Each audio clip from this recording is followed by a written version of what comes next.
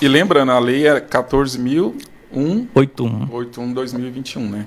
Foi criada em 2021, nesse ano que a gente está. Ela entrou em vigor, exatamente, foi aprovada nesse ano. É um projeto de lei antigo, como já existia esse projeto de lei, mas a pandemia ela veio para dar um empurrão fortíssimo para aprovar, já está em vigor.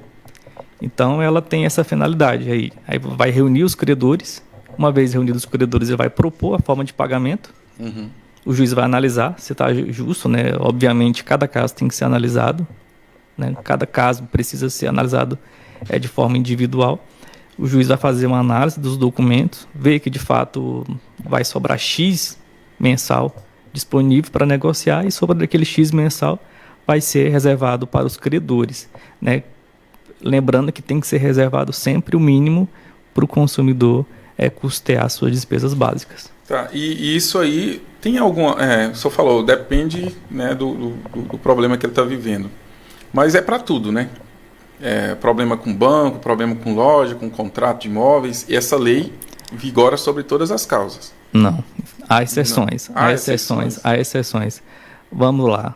Dívida com garantia real. Não entra. O que é dívida com garantia real? Um caso prático, financiamento de um imóvel, financiamento de uma casa, porque tem a garantia. Se ele não pagar, o banco não vai perder. Ele vai entrar, se for um carro, ele vai entrar com ação de busca e apreensão para apreender o veículo. A casa da mesma forma. Vende, tira o que o consumidor pagou, paga a dívida, sobra alguma coisa, repassa para o consumidor. Então, essa é uma dívida com garantia real. Então, nesse tipo de situação, como o credor ali, o banco, ele tem essa garantia, então não há necessidade de utilizar esse recurso aí do superendividamento. Outra situação também que não entra são para imóveis de luxo. Então, não faz sentido. Então, se ele fez lá um empréstimo para adquirir um carro de luxo, um carro esportivo, e ele não está conseguindo pagar, né? Apesar de que carro não entra, mas estou dando um exemplo assim, de algo de luxo. Comprou um Porschezinho. Comprou uma lancha, alguma coisa assim de luxo, de alto valor, não se aplica também.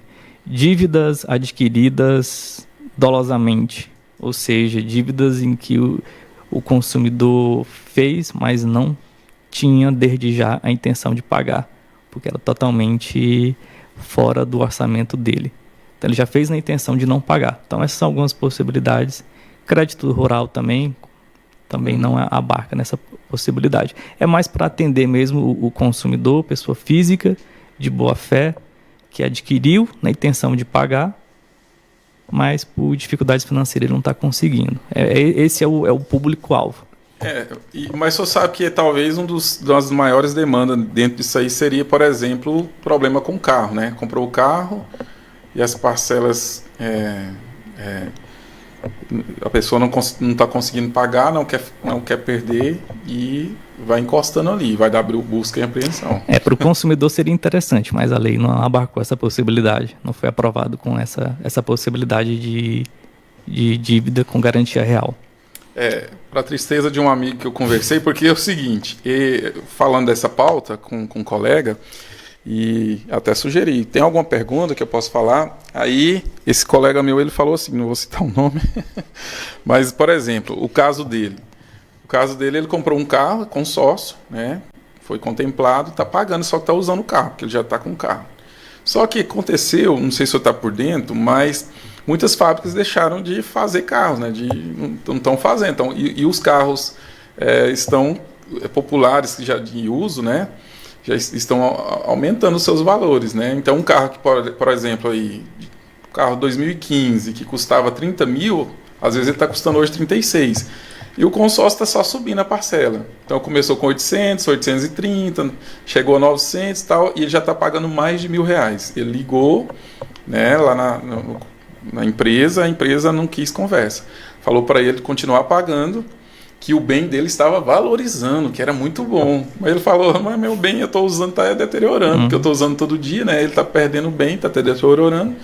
Se ele for vender, talvez ele não vai encontrar. Não, mas o seu consórcio está num patamar aqui, olha só o tanto que valorizou. E outra coisa, quando você terminar de pagar, você vai ter um resíduo aqui por essa compensação, mas que não é muita coisa, é dividido, né, para todo mundo, então pode ser poucos reais, ou seja, uma dificuldade que ele está tendo, porque uma parcela que era de 800 foi para mais de 1.000, né, em poucos meses aumentou significativamente, né, R$200, queira ou não, é uma boa compra, é algo que vai ajudar na casa dele, ou seja, ele está tendo um problema, e a empresa falou isso, falou, se você deixar de pagar, vai ter busca e apreensão, você vai perder o bem.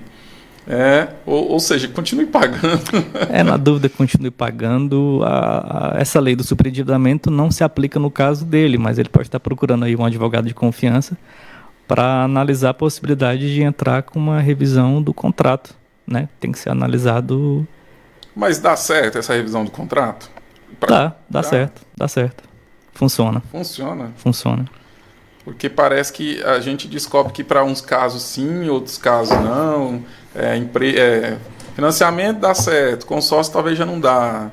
Porque foi contemplado com várias pessoas ali, está dentro do mesmo barco. Como que... E não só isso, analisar também quais as condições de juros, qual foi o combinado, analisar as cláusulas do contrato. Então, o ideal sempre, por mais que falamos assim de uma forma geral, mas o caso ele precisa ser analisado especificamente, né, para te dar uma posição. Então, às vezes de um dá certo, o outro não dá.